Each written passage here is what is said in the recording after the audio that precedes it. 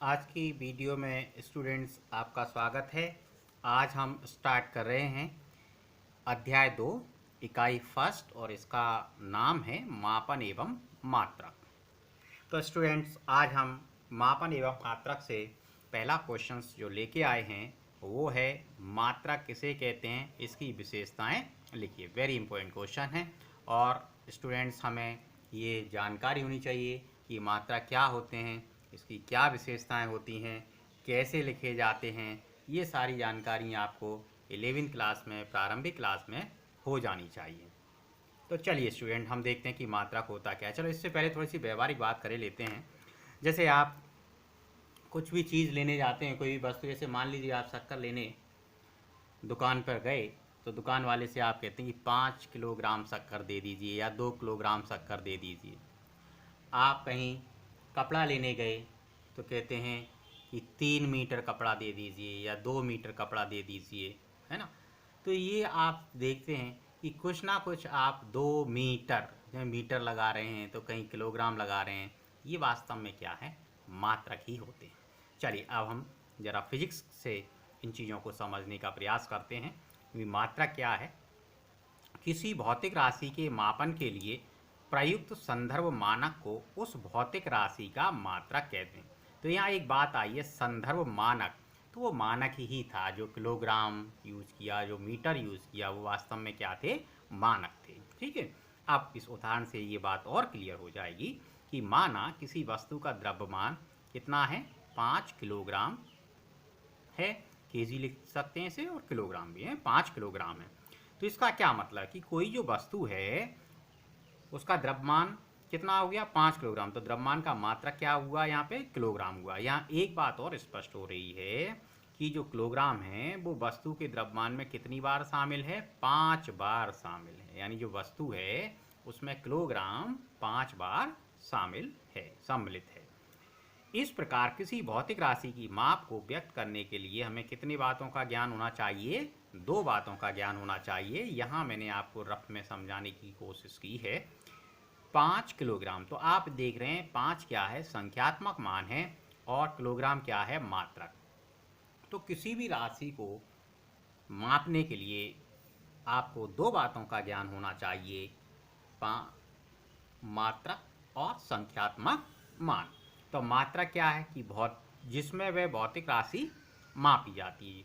मात्रक वो होता है जिसमें उस भौतिक राशि की माप की जा रही है। संख्यात्मक मान हमें क्या बताता है कि उस भौतिक राशि में वह मात्रक कितनी बार शामिल है। चलिए अब जरा हम चर्चा करते हैं। माना किसी भौतिक राशि के 2 विभिन्न मात्रक हैं। एक भौतिक राशि एक ही है, ये बात ध्यान रखना। माना किसी भौतिक राशि के 2 विभिन्न मात्रक u1 तथा u2 हैं, जिनके संगत संख्यात्मक मान कितने मान लिए, n1 और n2 है क्रम से। यानी u1 का जो संख्यात्मक मान है वो n1 है और u2 का संख्यात्मक मान जो है वो n2 है। एक बात ध्यान रखें कि संख्यात्मक मान पहले लिखा जाता है फिर मात्रक। तो ठीक उसी प्रकार से हमने यहाँ भी लिख लिया कि n1 u1 बराबर n2 u2। अब ये मान आपस में क्या आ रहे हैं, सभी बराबर आ रहे हैं। और भी ले सकते हैं n3 u3, ऐसे आप आगे भी बढ़ा सकते हैं। और इन सबको हमने क्या मान लिया, एक नियतांक के बराबर मान लिया, फिक्स वैल्यू। अच्छा, तो n1 u1 n2 u2 n3 u3 n4 u4 ये आपस में अगर बराबर होंगे तो हम लिख सकते हैं कि n इंटू यू बराबर k। तो u को आप नीचे ले आइए यहाँ पे, तो n बराबर k अपॉन u हो जाएगा। जब समानुपाती का k को जब आप हटाएंगे तो क्या आ जाएगा, एक समानुपाती का चिन्ह आ जाए। तो n समानुपाती 1/u। इससे कुछ निष्कर्ष निकलेगा, वो हम अभी आपको समझाते हैं। सबसे पहले हम यहाँ एक बात देखते हैं कि 1 मीटर बराबर कितना होता है, 100 सेंटीमीटर। जरा इस पर आप अगर चर्चा करें, इसको आप क्या मान लें, थोड़ी देर के लिए मान लो n1 मान लें और ये आप u1 मान लें और इसको आप n2 मान लें और ये क्या मान लें, u2 मान लें। तो देखिए ये जो बात लिखी है n1 u1 बराबर n2 u2, तो ये हो रहा है ना बराबर 1 मीटर बराबर 100 सेंटीमीटर। ऐसे आप और भी मिलीमीटर में भी कर सकते हैं, किलोमीटर में भी कर सकते हैं, ठीक है ना। तो n1 u1 बराबर n2। अच्छा, यहाँ कुछ चीज़ समझने की कोशिश कीजिए। मीटर बड़ा होता है कि सेंटीमीटर, निश्चित रूप से मीटर बड़ा होता है, ठीक है। तो जब मात्रक बड़ा है, यूनिट बड़ी है, तो उसका संख्यात्मक मान छोटा है। और जब मात्रक छोटा है तो उसका संख्यात्मक मान है। वो निष्कर्ष यहीं से निकलता है। क्या निकल रहा है? n समानुपाती 1/u, अर्थात भौतिक राशि का संख्यात्मक मान उसके मात्रक के कैसा होता है? व्युत्क्रमानुपाती होता है। मात्रक जितना बड़ा होगा संख्यात्मक मान उतना ही छोटा होगा, या मात्रक जितना छोटा होगा संख्यात्मक मान उतना ही बड़ा होगा। ठीक है, यहाँ से भी स्पष्ट है कि मात्रक बड़ा है तो संख्यात्मक मान छोटा है, और मात्रक छोटा है तो संख्यात्मक मान बड़ा है। चलिए अब जरा हम विशेषताओं पर चर्चा कर लेते हैं कि मात्रक में क्या क्या विशेषताएं होती हैं। ठीक है, तो पहली विशेषता ये है कि मात्रक जो है वो स्पष्ट रूप से परिभाषित होना चाहिए, कि उसकी परिभाषा दी जा सके, ऐसा मात्रक होना चाहिए। नंबर 2, मात्रक का आकार यानी परिमाण जो है वो कैसा होना चाहिए? निश्चित आकार का होना चाहिए, उचित आकार का होना चाहिए, ना तो बहुत बड़ा हो और ना ही बहुत छोटा हो। तीसरी बात ये आती है कि इस पर समय और स्थान का कोई प्रभाव नहीं पड़ना चाहिए। नंबर 4 हम देखते हैं इसमें कि मात्रक के परिमाण पर ताप और दाब का भी कोई प्रभाव ना पड़े। ना इस पर ताप का प्रभाव, टेम्परेचर का या प्रेशर का कोई प्रभाव नहीं पड़ना चाहिए। अगली बात, ये सभी जगह मान हो, सर्वमान्य हो और इसे आसानी से पुनः उत्पन्न किया जा सके। ऐसा ना हो कि आंधी तूफान बाढ़ आ जाए और वो खत्म हो जाए तो हमें वो मात्रक ही ना मिले, तो ये बात नहीं होनी चाहिए। उसे पुनः दोबारा से बनाया जा सके। तो ये मात्रकों की विशेषता थी। एक बार फिर रिवाइज कर लेते हैं मात्रकों की विशेषताओं को कि मात्रक कैसे होने चाहिए। मात्रक स्पष्ट रूप से परिभाषित होना चाहिए, मात्रक का आकार उचित होना चाहिए, ना ये बहुत बड़ा और ना ही बहुत छोटा हो, समय और स्थान का इस पर कोई प्रभाव नहीं पड़ना चाहिए। ठीक है, ताप व दाब का कोई प्रभाव नहीं पड़ना चाहिए। ठीक है, मात्रक जो है सर्वमान्य होना चाहिए और इसे द्वारा से प्राप्त किया जा सके या पुनरुत्पादित किया जा सके। चलिए अब अगला क्वेश्चन लेके आते हैं कि भौतिक राशि किसे कहते हैं। इसके प्रकार लिखिए। इसे आप ऐसे भी कर सकते हैं कि मूल राशियां तथा व्युत्पन्न राशियों को समझाइए।